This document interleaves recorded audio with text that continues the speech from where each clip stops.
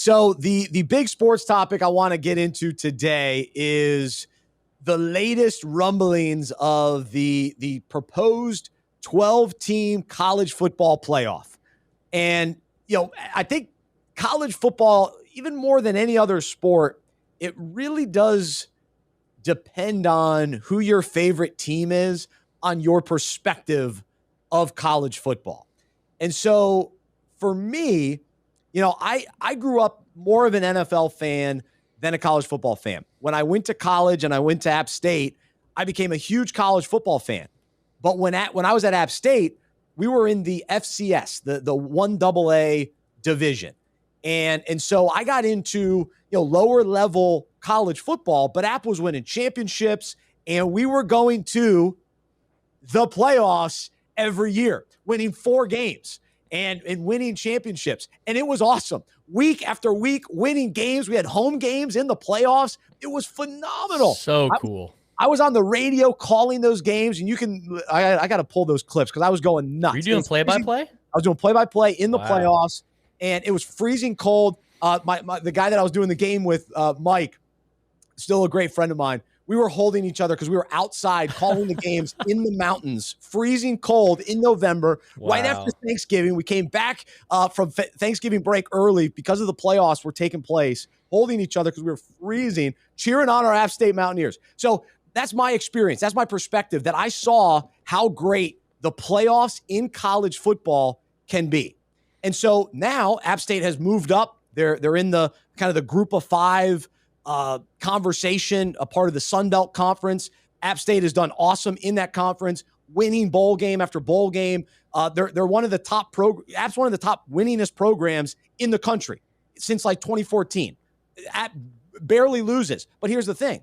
They very rarely have an opportunity, or they haven't yet had the opportunity to compete for a national championship. Like even if they go undefeated, because you saw Coastal Carolina, you saw teams like Cincinnati and all the some of these lower teams that aren't in the SEC or the Big Ten or the ACC that do have great records, go undefeated and have great seasons. They don't even get a chance to compete because they can't get in that conversation. And they've done everything possible they can do. That's it. So they've done it. So as an App guy, I'm thinking, all right, there's going to be a year where we go undefeated, and I want a chance at a national championship.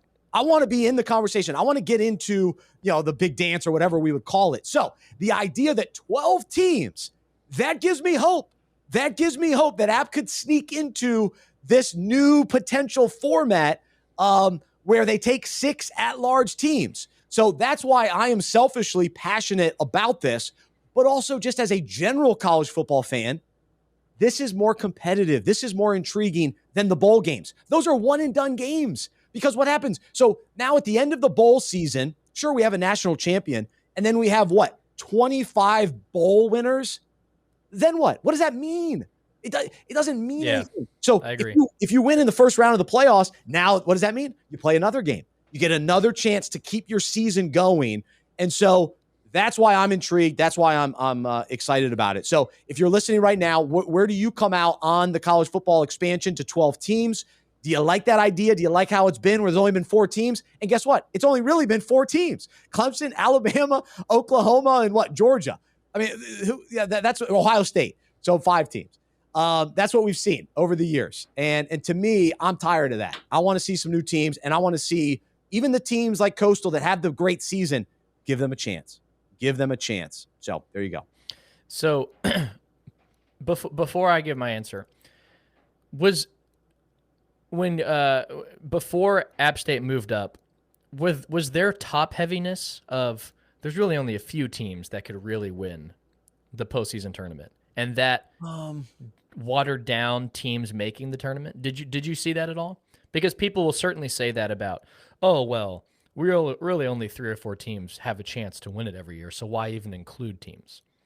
Yeah, no, I don't buy that. Well, it doesn't matter to me. It's still the point of winning in the playoffs and having to win week after week and earning that against the tough teams. Not just your easy schedule, Alabama, and your little, you play the Citadel and then you play Western, and I know you beat the SEC. That's fine. But then you just kind of walk into the championship, and then all you have to do is win 2 games. I want to see Alabama win a couple games. I want to see them win and earn it. And maybe you catch Alabama on an off game, and Coastal Carolina gets hot. I want to see it. I want to see the possibility, the chance of it. So here's the thing. I agree with you 100 million, 1,000, all of the percentage points. And that's me not being a group of 5 guy. You're an SEC guy. So tournament, you cannot convince, this should have been my convinced. You cannot convince me otherwise that there is something better than the tournament style of postseason play. Yeah. Hello. It is NFL, March Madness. Right now, you may hate baseball all year, but the excitement of the College World Series, that tournament style, we just saw Arkansas, #1 team in the country, lose, and they're not going to the College World Series. No matter what happens, you put teams into a tournament, it is unbelievable excitement. I don't care what teams are in it. Right. Even if there's no upsets, there's still excitement. Yeah, there's close games. The excitement of making the tournament, forcing a team. I don't care who they're playing, forcing a team to win, like you're saying, multiple games. And every year, group of 5 teams, they can do everything they want. Look, Coastal Carolina, undefeated, and they were ranked 12? Like, they actually can do nothing more. They have no chance to even make the college football playoff. Let's give them a chance. My heart goes out to them because I love the style of 12 Very teams. Kind of you. No, seriously, because heart goes out I love – yeah, that sounded a little condescending. Very dramatic. But I like it. I appreciate it. But, like, these group of 5 teams, they don't have a chance in the current setup to make the postseason. Expand it. 12 teams is great. You have the 5 Power 5 conference champions, 1 group of 5 conference champion. I think they said the 6th highest ranked conference winners. And that includes Power 5 and then the highest ranked group of 5 conference winner automatically in. And then the rest are at-large bids. Okay. So 6 at-large bids, 6 conference champions. It's awesome. There's inclusion to the tournament. You have teams that mid-majors, group of 5 teams that would need expansion to be given a chance, because we've seen no matter how successful they are, they cannot get in because they don't have the strength of schedule as Power 5 teams. But they're good. And then you have Power 5 teams. Hey, go ahead and win games. Win games, prove yourself. It's tournament. As a fan, it's exciting. I love it. And I'm not even saying that Coastal would beat Alabama. No. And like even last year. But the point was, I want to remove the uncertainty or the what if. We have to remove that what if, because if you're only putting 4 teams in there and there are undefeated teams on the outside looking in, what are we supposed to do with that? You can't just say, oh, well, on paper, they're not as talented. They don't have as many 5 stars, or their strength of schedule isn't as good. I want to see it on the field. And if they get blown out, fine. But let Alabama prove it. Let somebody prove it. And even if Coastal loses in that first round and they're playing I don't know how the ranking would work, the 6th, 7th seed, or however you do it, because there would be buys. And I'm okay with that. I'm even fine, with the top seeds getting a buy. You earn that in the regular season. Exactly. That's cool. That's fine. And then, there are a lot of logistics to this. So I'm not going to get into all the financial decisions. There's a lot of that they have to figure out. Players probably do need to get paid, which I've been banging the drum for that since I was personally in high school. So that's been a long time now. It's been so long. But I've been talking about that, and it's getting closer. It's getting closer. But also the idea that too many games. Well, build in more buys during the season, and you could shorten the regular season. That's fine. I guess it's tricky because then what does that mean for the schools that aren't one of the 12? And maybe there is a way you still incorporate the bowl games to where that gives more teams an opportunity for that extra game that maybe you take away from the regular season in order to have the playoff. But again, when I was at App, we played all those games. We played 4 extra games from Thanksgiving on. We were playing, and it all ended right before Christmas break.